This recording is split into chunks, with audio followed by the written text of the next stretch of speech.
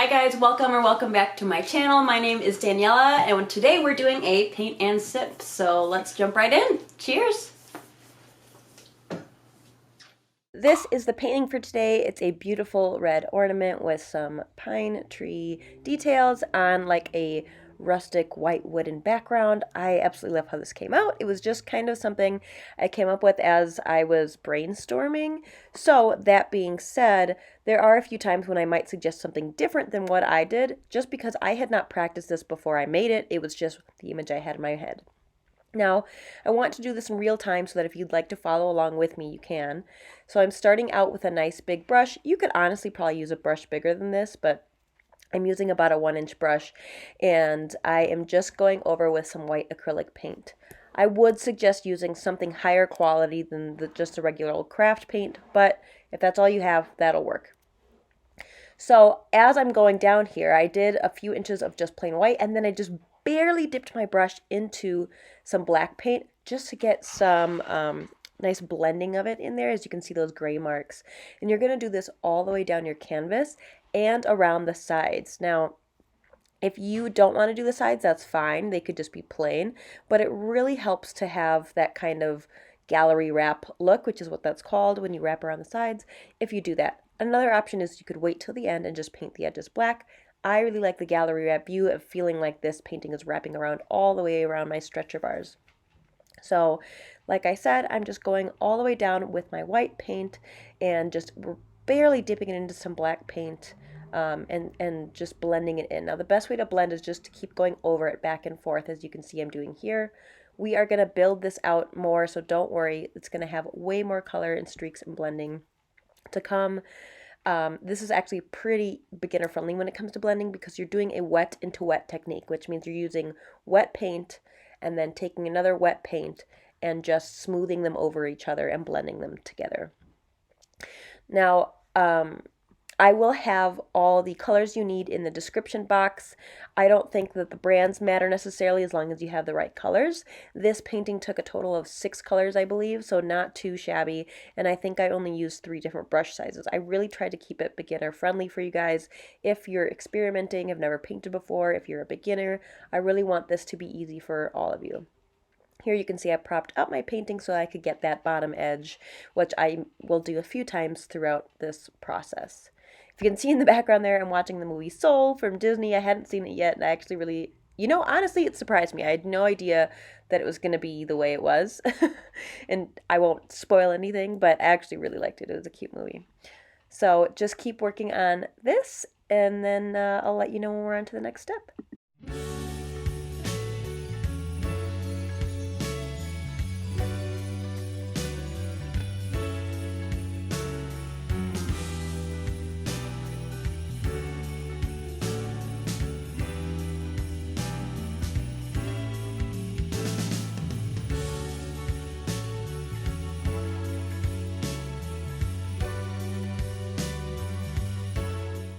Okay, I lied. I sped it up a little bit. I didn't want you guys to stare at me blending for like 100 years. So now I'm just taking a regular old blow dryer. This is what we used when I worked at a paint and sip place, and it just really does a nice job of just drying everything down. So that way when you work on the next layer, you're not blending everything together again. It really only takes like a minute or two. If your blow dryer gets super hot, I recommend putting it on more of a medium heat if you can. You don't want it to be like blasting super incredibly hot. You could probably use your heat gun too, but I'm afraid it might be a little bit too warm for this paint. This is just what I'm used to though, so if you feel like that works for you, totally great. But you will see me pull out my blow dryer quite a few times here so that we can get this done quicker, layer between layer. I like to take my time painting, so I'll just sit and wait and watch movies. But this definitely quickens the process. I'm showing you here how to wash your brush. You just want to pounce it at the bottom, swirl it around a few times, and then any excess water you're going to wipe off on the side of your jar or glass or container, whatever you're using, before dabbing it off onto a paper towel. So again, you just dab it on the bottom, swirl it around, scrape off any extra water onto the sides, and then dab it off on a paper towel. I always have paper towels handy when I'm painting. Now, I am going to start dry brushing some brown onto my painting. So I made sure that my paintbrush was really dry, and then I'm dipping it into a little bit of brown paint and then brushing it off on my paper towel again. Dry brushing means that the paint is almost dry and you're putting it onto a dry canvas. So it's just going to create this kind of hazy effect. We're going to do this again after we put in our lines for our wood planks, but this is just, again, adding another layer to our wood base here. Once again, don't forget to get those sides so that you have that gallery wrap look going around. If you're not looking to have that type of look, that's totally fine too. But I am just going to work through this until I'm happy with it and has a nice amount of brown going through it. And you'll notice too that because we are using two different techniques here, we did the wet into wet blending and now we're doing the dry brushing, it'll create a variety of textures as well. So just work on this until you're happy with it. It's totally up to your discretion.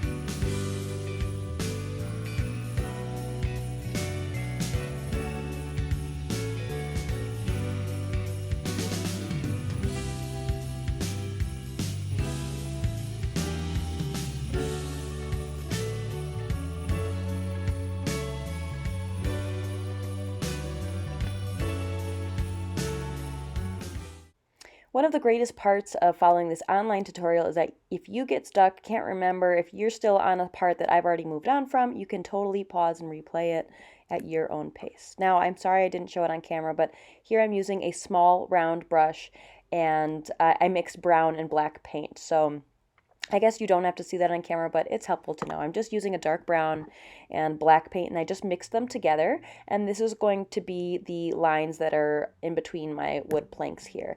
And I personally don't have an issue with them not being perfectly straight. I think it adds more to like the rustic look of it. However, if you're really self-conscious, you could totally take a ruler, measure them out, 2 or 3 inches each time and draw a line down and follow the line. Totally up to you. I'm more of a wing it kind of gal, so I just went for it. However, I've also had a lot of practice, so even though my lines aren't perfectly straight, they're generally pretty straight. They're a little wobbly, but you know what I'm saying. They're not crisp and clean, super straight. So I did have to remix my brown and black a few times because I didn't make enough the first time or two. So just keep that in mind as well. And again, I will have those colors down for you in the description box, but basically a dark brown and black. I can't think right now if it's a raw umber or a burnt umber, but I'll let you know. Dark brown. I know it looks black here, but I didn't want it to be black, so it'd be so stark. I still wanted it to kind of blend in together. So do as many planks as you can fit on here. Again, if you want to make sure they're perfectly even or perfectly straight, feel free to use a ruler. And don't forget, again, to make sure you wrap it around the sides of your stretcher bars as well. Something else you might not be able to really see from far away is that when I paint, sometimes I can still see like little bits of canvas in between those dark lines. So I do go back and go over them. Another trick would be to add a little bit of water to your paint mix, and that might help seep into the background too, because I didn't want any white little polka dots poking through my painting. So I do go over them a few times to make sure they're nice and solid.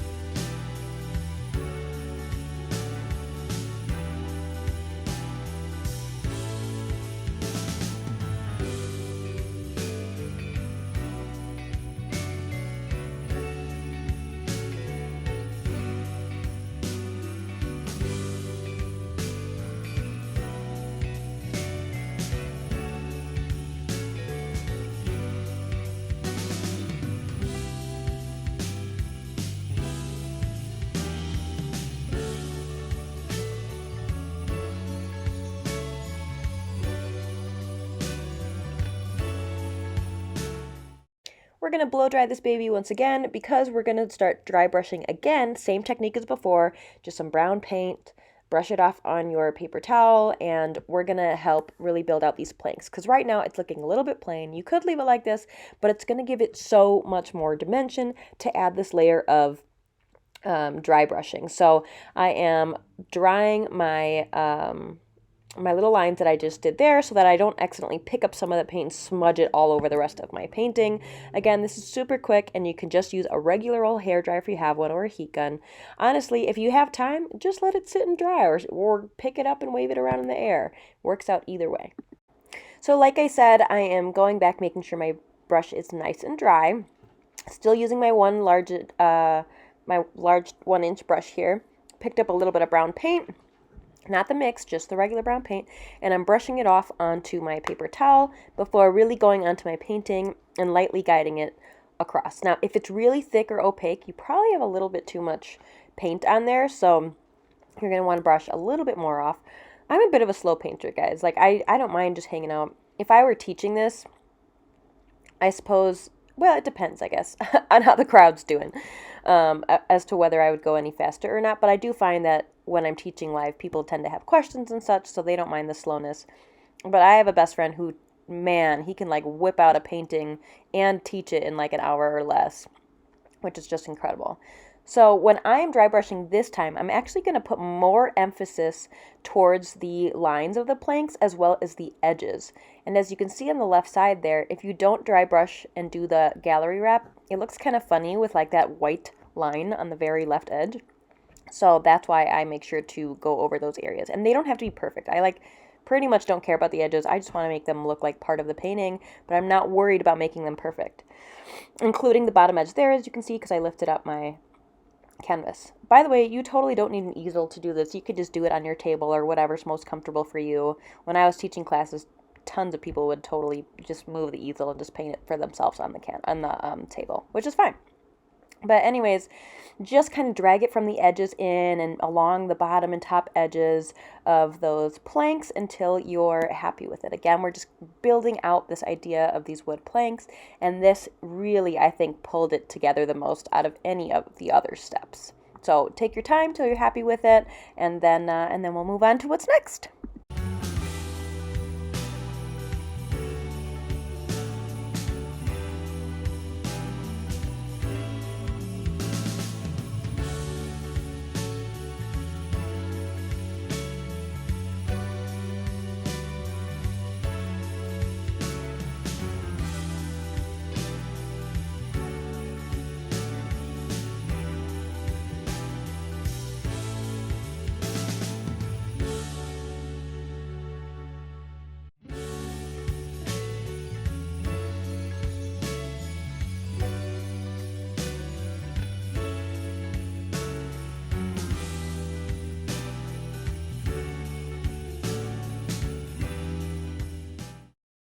All right, we are moving on to making our little pine needle shrub swags. I don't know what you call them. So this part, I will admit, I could not find a thicker acrylic paint for green, so I did end up using just a craft paint, those little like 99-cent ones, you know, and I'm mixing it with a little bit of red. Now, red and green are complementary on the color wheel, so when you mix them, they become a really deep, dark color, almost like brown. But if you add more green than red, it's like a dark forest green. If you add more red than green, it's like a burgundy. So I'm going for more of that like really dark foresty camo green, olive green. I'm not sure what to call it, but here is one of my bits of advice here. So I'm using my small round brush. I was trying to figure this out in my head. If I were to redo this, I would probably put my center line down first that my ornament is hanging from, my ribbon or whatever else. I did not do that in this step. I'm not sure why. I just started painting the pine needles. So just consider that. You might want to put that down first, which I will show you in a little bit. But it's basically, again, the red and green mix, or maybe it was red and brown. We'll get there when we get there. But just putting that down the center of your painting to as low as you want your ornament to be hanging. That will give you a center base for where your pine needle things are going. Okay? I don't know why I did this just the way I did. But anyways, I'm drawing out the center line of where my little needles will be poking off of, and then I'm just really like feathering out. And I'm going to go over this a few times to make them nice and bushy, a little bit thicker, but just start out with your initial lines. I started out with just 3 here. You'll see in a little bit that I do add a 4th one, and I'm really glad I did because it really added a lot to this piece. But you can add as few or as many as you want, truly. As long as they are all going to meet up to that center line, again, which was my oopsie. I don't connect them to later. I'm not sure why I did it this way. Just was following whatever my brain was telling me, which was not organized. So anyways, start with that center line of where you want it to be, and then you're just really going to feather out with this dark green color that we made, again, by mixing green and a little bit of red.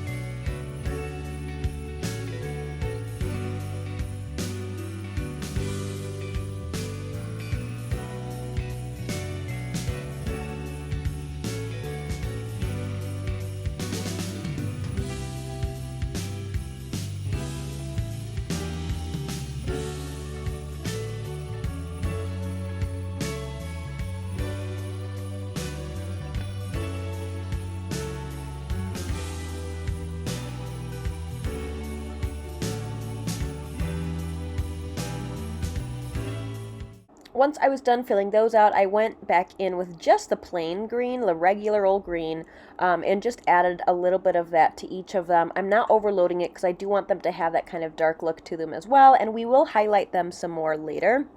But it's just bringing more of a fresh tone to it and not just so dark. So I am going over it with some of, like I said, just that plain green to give it a little bit more life and color, and it's creating depth because now we have those under dark tones or shadow tones, and now we're creating this more like middle ground tone. So I'm just going to quickly go over those for all of my existing pine needle picks, and like I said, I will end up adding a 4th one eventually. In the future, should I probably practice a painting before I film it? Maybe, but I think this turned out pretty successful overall, and I'm giving you all the tips ahead of time, which I hope is helpful. So now I'm going to start mixing the color for my ribbon or my string that's kind of hanging my ornament, and I mixed a little bit of brown and a little bit of red. You could totally do red and green. It'll still give you a beautiful burgundy color, but you're just going for like a deep red burgundy-ish color here. I'm going to place it in the center of my painting for as long as I want it. This is where I started it and realized it wasn't long enough, so I do end up extending it later and adding a 4th pine pick. Like I said earlier, if I were to redo this, I would totally put down that ribbon first and then base all my pine picks off of it. Don't forget to wrap it around the top edge as well.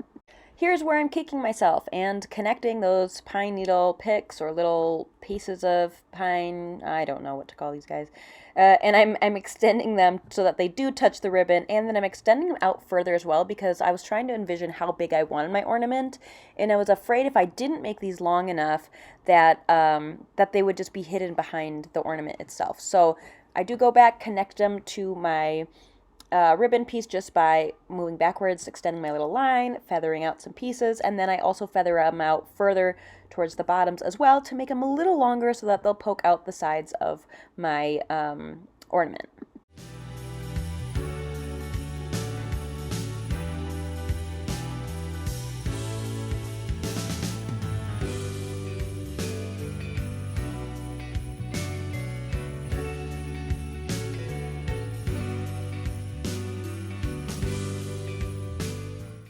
As I mentioned earlier, now I'm going to lower my ribbon and extend it a little bit longer so that it's more towards the center of my painting where I would like my ornament to hang.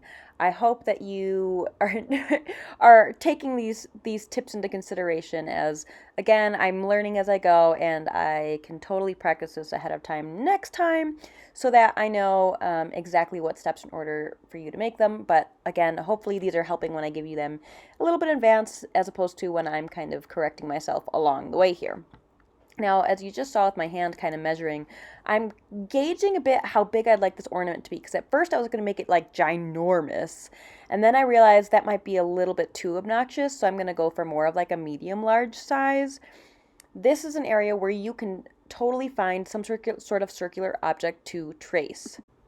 If you know me, you know I just like to wing things, so I just went for it. But before I do, like I said earlier, I end up adding a 4th sprig of pine because I wanted it to be able to really feel more full behind that ornament.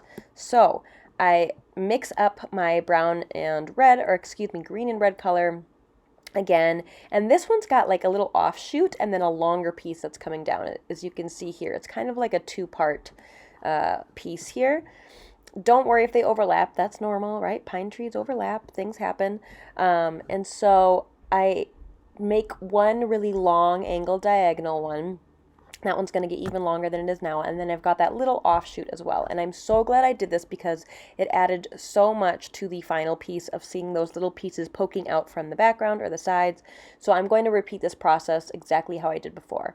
Now, like I said earlier, you can do as few or as many as you want. If you're doing this in the correct order, you would have done the ribbon first and then these, and you could have, along the way realize like I did that you want more, or just add a bunch in the beginning, or just add a few in the beginning. You can totally customize this the way that you would like to do it. This is just something I felt was necessary because I really wanted there to be more greenery in the background of our ornament.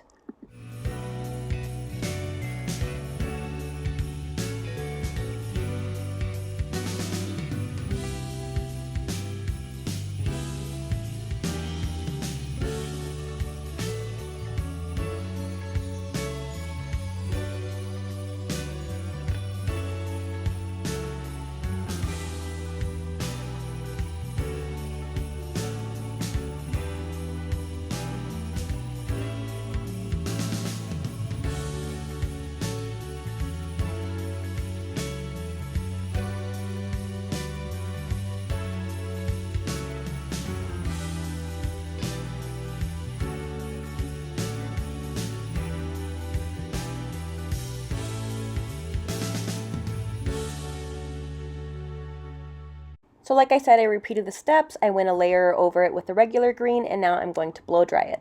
You will notice I did not highlight them yet. That is a correct step. You want to highlight them after the ornament. I really screwed up, and I didn't realize my camera was not filming when I made my red circle. This is just plain red paint that I painted into a circle. Totally can trace an object first. This is just a nice thick coat of red paint. I did end up doing, in the long run, I think 2 coats, because as you can see the line through the plank there. You can still see it a tiny bit in the final product, but it really doesn't bother me much. It gives it more of that like homemade feel.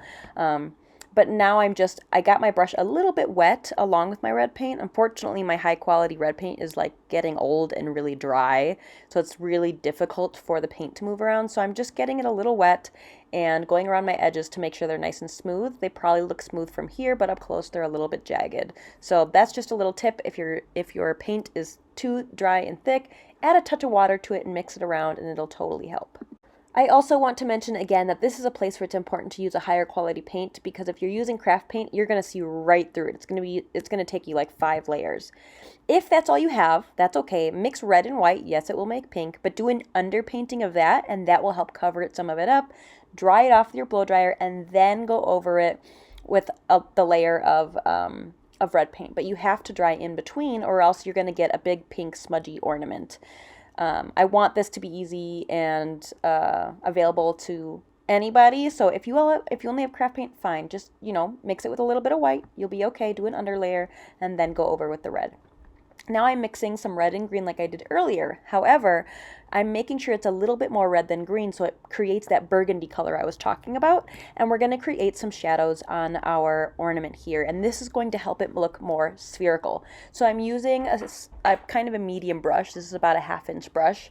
And I'm just mixing it up, and then I'm going to just really lightly put that onto my ornament. I did not blow dry before I did this because I didn't mind if it would blend in just a little bit, so it wasn't just such a stark dark line. And I'm making kind of like a backwards C shape, if you can see here. I'm really going with the curvature of my ornament here and just creating a nice shadow to help it look more spherical. If I want to blend it more, I'm going to keep going over those lines a little bit like you see here, and it should blend into some of that background red. Now, it felt a little weighted when I did this, so I am adding a little bit to the upper left-hand area, just a touch to help, again, create the idea of more of a spherical shape like a real ornament would be. I won't lie, at some point I did actually end up Googling a red ornament to see where the highlights and shadows would be, which, to be honest, one of the things that my high school painting teacher taught me was like, if you're stuck, the best thing to do is go back to the image that you're trying to paint. Now, that's obviously if you're creating something that's literal, not abstract or something like that. Maybe, could be.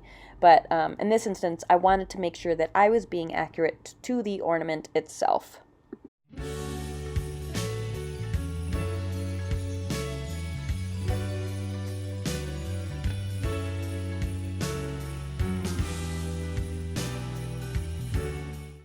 Now we are going to work on highlighting our pine needles while that's drying. You don't have to blow dry this part because they're on two separate parts of the canvas, so as long as you don't like smudge your hand all over that ornament, you'll be totally fine. If you're worried and feel like you do need to have your hand resting on the canvas itself, then you might want to blow dry. I'm mixing my green, my plain green, with a little bit of yellow paint to create a brighter green, and I'm just going to add this to the tops of my pine needles. I do a few on the bottom, but I also recognize that it doesn't feel quite right, so I only do a few.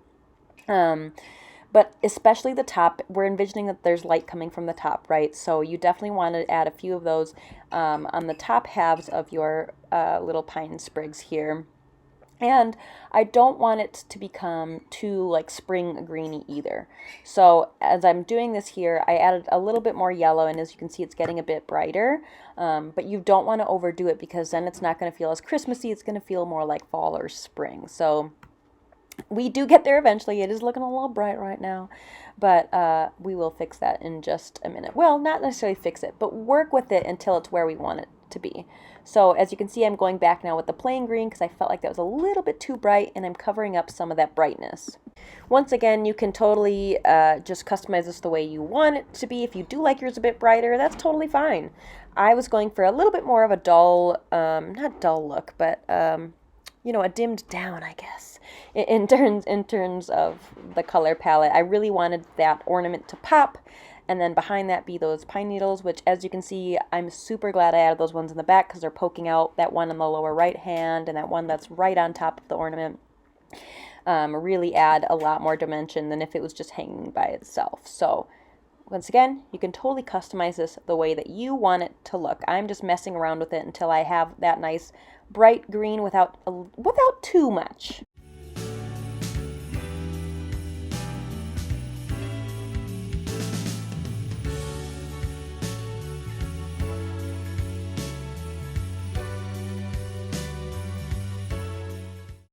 Now to give it a final like bright pop of color, I'm adding a little bit of white to it. Now originally when I do this, it's a little bit brown, so I think I end up adding a little bit more green. But this is just for a pop, like just a nice highlight. Like as you can see, I was like, whoa, too much there. You can also make it more of a dulled down one instead of green, yellow, and white. You could do some of that green-red mixture in white, and maybe just a touch of yellow. But again, this is just to be very sparing, just for a little bit of extra pop in our pine needles here. I really think it adds a lot to it. And in a minute here, you'll see someone else is also really excited about this part. Oh, can you see him?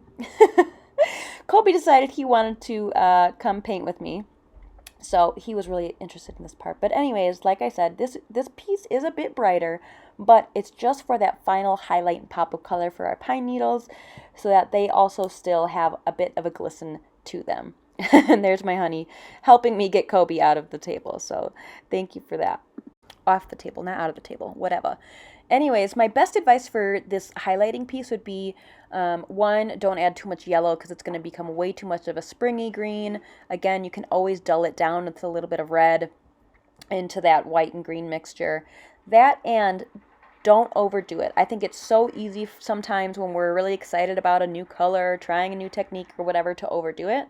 Try your hardest not to overdo it, okay? Now, I rinsed my camera. Sorry, I rinsed my camera. I rinsed my brush off camera, and I'm just making gray by mixing some white and black. And I'm initially making like a dark, I say medium to dark gray, because we're going to paint that little silver piece that our ornament hangs on, and we want the background, the underpainting, excuse me, to be darker, so that when we add highlights, it looks a little bit more like it could look like silver, because it'll have some different tones of gray going in there. So I zoomed in a bit here for you, but if you can't tell, it's basically like a kind of like a square rectangle, but not really. It's wider on the bottom. What is that called? Like a rhombus? I'm not sure. Regardless, you're basically making a square, but it just gets a little wider towards the bottom, a little bit wide, or like a pyramid without a top. And you're going to want that to serve as your underpainting, like I said. Now, it's up to you if you want to do this in silver or gold. I initially thought gold, but then I remembered I feel like most ornaments have silver. I don't know, but totally up to you. You could make it any color you want, really. So then I dipped my brush in, well, that's not true. I mixed in a little more white into that mixture to get it a little bit lighter. Can you see how it's already lightening it up a little bit? But we still have those shadows. So I'm basically just creating some vertical streaks that are going in the shape of our little hanging piece. So again, they are kind of angled towards the top. So I'm just going to do this a few times and add a little bit more white each time. And when I get towards the end, I'm only going to highlight the most important parts. But you're just going to do small layers of adding a little more white each time. I also couldn't decide if I wanted to have like a horizontal line on the top to kind of give us the idea of that roundness of the top of it. I do end up doing that. So here again, I'm I'm just highlighting mostly the left side. I'd like for that to be my area of focus for where light is coming in. And you'll see in a minute here that's where I put the focus of my highlights on my ornament itself as well. So I've got bright white on the left side and making it softer and softer towards the right. The last right streak does not even have white on it. As you can see, I do end up putting a little bit of a top piece to make it feel a little bit more three-dimensional, and then it felt a little chunky. So I went back with some of the darker gray in just a minute here, and I darkened some of it back up to make it look a little more realistic.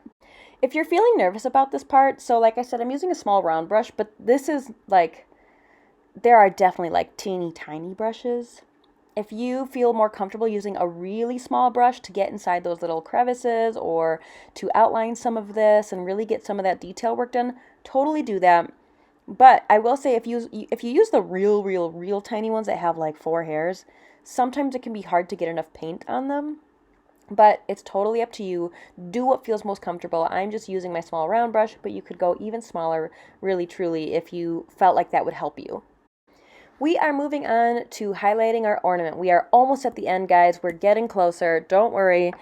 So I am mixing some white into my red and green or red and brown mixture, whichever one you prefer. They're basically both going to turn out just like a muted pink color. And I'm doing this again in layers, just like I did with our little ornament piece. So it's going to be this muted pink color, and I'm making kind of like parentheses, essentially, actually. Because when I looked at the pictures, it looked like you could see a glow kind of from both sides. So I tried to mimic that the best I could.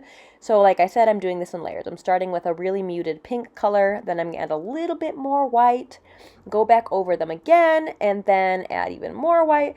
And as I get brighter and brighter, I'm going to make sure that the left side has more whiteness than the right side, because like I said, we're pretending that our shining light is coming from above and slightly to the left, which is why we highlighted our top of our ornament that way as well. Now, something I did struggle with in this part was sometimes I purposely didn't dry it in between layers because I wanted it to blend, but sometimes in the midst of that, it would pick up the underneath color and kind of like take out some of the highlight. So if you're experiencing that, you can totally just dry it a little bit to help it so that's not picking up underneath color like that pure red and digging it and bringing it back up to the surface. So just something to consider there. And like you can see here, again, I'm really emphasizing the highlight on the left side. Like you just saw, I put on white paint, went over it again, and it smudged and brought up some of the underneath color. That's exactly what I was just talking about. So feel free to dry if you have to, but just keep in mind we're keeping it a little bit brighter on the left side than on the right side. So emphasizing more of that white on the left parenthesis than the right one, because it will help us create something that's a little bit more dimensional and spherical. If it's too perfectly symmetrical, it won't look real. I won't make you watch the whole process of me being on the struggle bus of this not blending. Like I said, if you're struggling with that, just give it a little dry in between. In the beginning, the blending part is good, so it's not such a stark line. But then, man, it just keeps coming back up. So do what you got to do, and just try to make sure that it's a little bit lighter on the left than the right. But I'm not going to make you watch my struggle for the next 5 minutes. Once I had my highlight good to go, I felt like the highlight on the little silver piece wasn't bright enough. So again, I'm taking a clean brush and just really tiny, adding really tiny highlights of just pure white to really help it stand out and look good next to our other highlight. We want to make this really pop, really give it some dimension, make it look more three-dimensional. So that's what I'm doing here, is just adding a little bit of extra highlight. And we have made it to our final piece of this. Now this again is a part you may want a even smaller brush. I'm creating that little ring that would like hold the ornament itself onto our ribbon just by using a medium gray. I didn't go all the way down to the dark gray. I'm just going with a medium gray. And then wiping off my brush, I didn't necessarily need to wash it, and going in with a tiny bit of pure white to highlight it again. So that is the absolute last piece of this ornament. Take your time with this because, you're almost at the end. I know it can be tiring, but you really want that little piece to be crucial because that's what hangs the ornament itself. And as I've mentioned earlier, if you're feeling a little uncomfortable about it, you can draw it out first with a pencil and then go over it with your brush. You could use a smaller brush, whatever feels most comfortable to you.